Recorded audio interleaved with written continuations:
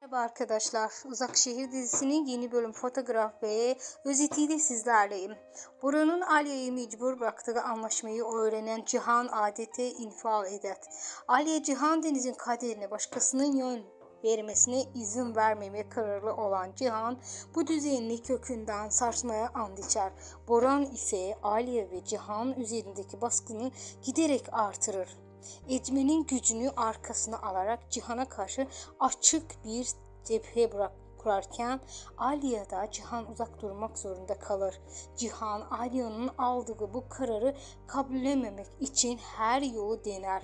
Ona olan aşkından vazgeçmemeye ise geri dönüşü olmayan bir kararlılığı ile dile getirir. Öte yandan Zerrin bebeğini Demir'den alabilmek için annesi Fidan'la birlikte tehlikeli bir plan kurarlar. Her şeyin istediği gibi gittiğini düşünen Zerrin kendini ve bebeğinin tehlikeye atarken Demir'in yapacaklarının da sınırı olmadığını bir kere daha anlar.